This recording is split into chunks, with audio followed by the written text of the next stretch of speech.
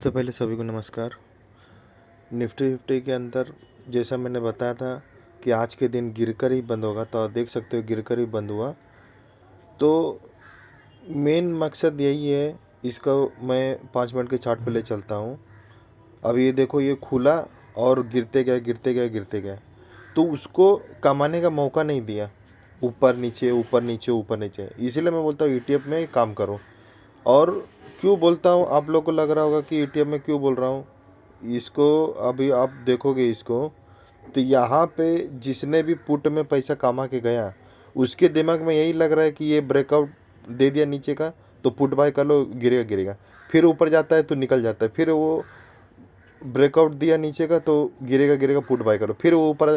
तो इस तरीके से वो इसके अंदर सारा पैसा गवा दिया होगा। यहाँ पे जो कमाया यहाँ पे गवा दिया, यहाँ पे जिसने भी कमाया होगा वो यहाँ पे तो यही मार्केट का खेल है, ऑप्शन चेन का। यही सबसे बड़ा साइकोलॉजी है ऑप्शन चेन का। इसलिए मैं बोलता हूँ कभी भी, और कभी कभी डायरेक्ट भी गिरे, तो इसलिए ये कोई नहीं कंफर्म कर सकता कि ऑपरेटर लोग क्या करना चाहता है। तो वो छोटे छोटे मूवमेंट को देख के ही काम करना पड़ता है। इसलिए क्या, ईटीएम में काम करे तो कोई खतरा नहीं है, आप वन साइड बैठोगे कोई दिक्कत नहीं। लेकिन यहाँ पे क्या होता है, आदमी पुट बाय किया, अरे नहीं नहीं गलत है, स्टॉप ले लिया, फिर कॉल बाय कर लिया। तो उस क्योंकि उसके पास दोनों बटन दबाने के लिए ऑप्शन रहता है, इसलिए वो मार खाता है। लेकिन अगर एक बाजू बैठोगे तो मार नहीं खाओगे, या तो पुट या तो कॉल, दो में से। तो अगर ईटीएफ बाय करोगे तो क्या है, अप ट्रेंड में ही आदमी बाय कर सकता है, डाउन ट्रेंड में बाय नहीं कर सकता है। तो आदमी का क्या है, वो सेल कर ही नहीं सकता है। तो ओवरऑल आज नहीं आया तो महीने भर आया, महीने भर नहीं आया तो 1 साल बाद आना ही है। तो उस हिसाब से स्ट्रेटजी बना के काम करना पड़ता है। लेकिन इसमें क्या है, अरे नीचे नीचे आया सेल कर दो, फिर ये ऊपर आ गया। अभी आप देखोगे यहाँ पर, मैं इसको देखो, अभी यहाँ पर आप देखोगे तो आपको मालूम पड़ेगा कि ये ब्रेकआउट दे दिया। जैसे ही ब्रेकआउट दिया तो ये पूरा खींच दिया। तो कौन से हिसाब से आप सोचो कि उसका चाल नहीं पकड़ पाओगे। तो यही सब होता है ऑपरेटर का खेल। इसके लिए मैं ईटीएफ बोलता हूँ कि ईटीएफ में बाय किया तो भी कोई दिक्कत नहीं, लेकिन आप क्या सोचोगे कि ये ब्रेकआउट दे दिया, मैं पुट बाय कर लेता हूँ, तो देखो पूरा खींच दिया वो। और फिर बाद में यहाँ पे बोलेगा ब्रेकआउट दे दिया तो मैं कॉल, वो इस तरीके से घुमाएगा चक्रव्यूह में।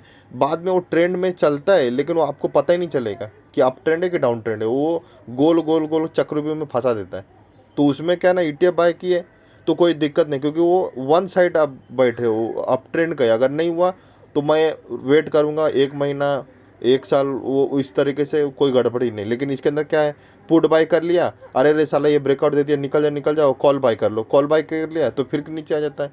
तो इस तरीके से वो चक्रव्यूह जानबूझ के उन लोग बनाता है और फंसाता है रिटेल लोग को, ताकि उसको लगता है कि मैं कर सकता हूँ थोड़ा मतलब गया तो गया, इतना ही गया, लेकिन वो करते करते करते पूरा ही चले जाता है उसका। ये साइकोलॉजी है कॉल पुट का। ये अगर नहीं समझोगे तो बाद में मार्केट आपको समझेगा। इसलिए मैं बोलता हूँ कि ईटीएफ में काम करो, और होएगा तो कमेंट बॉक्स में लिख सकते हो कि नहीं ईटीएफ में ही काम करेगा तो सही है, बच सकता है आदमी।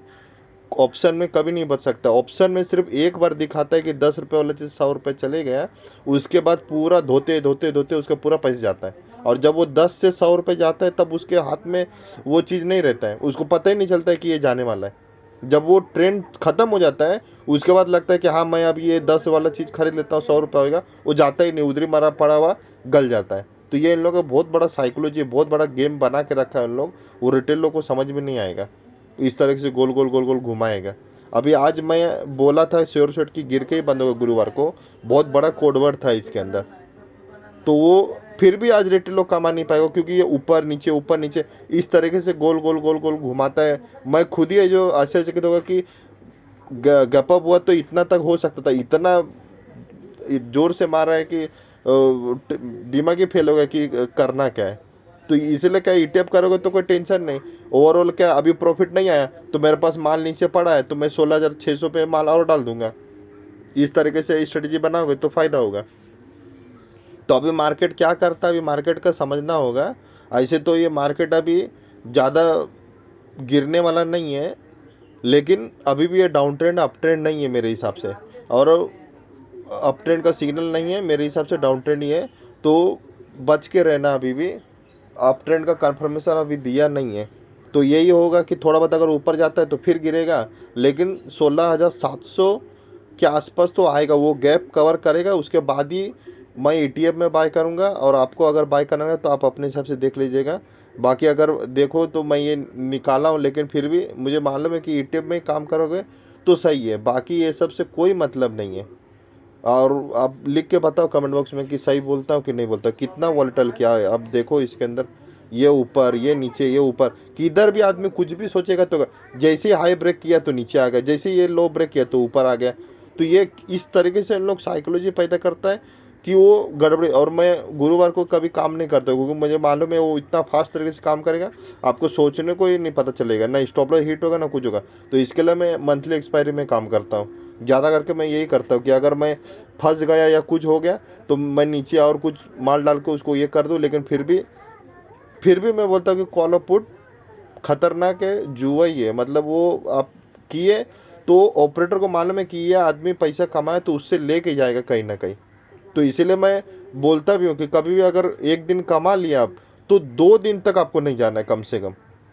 एक दिन अगर आप चले गए तो अभी एक आदमी का ऐसे ही था, वो कॉल में कमाया, उसके बाद मैं सिर्फ बोला 2 दिन इंतजार करना, 2 दिन तक जाना ही मत मार्केट में, आपको नुकसान नहीं होगा। दूसरे दिन सोमवार के दिन कॉल खरीद लिया, और कॉल खरीद लिया, फंस गया। अभी नाम उनका नहीं लूँगा, लेकिन बोला तो मैं उनको ये बोला, खाली मैं इतना बोला कि आप प्रॉफिट कमाना, सिर्फ 2 दिन मार्केट में मत जाना, सिर्फ ब्लॉक बटन दबाना।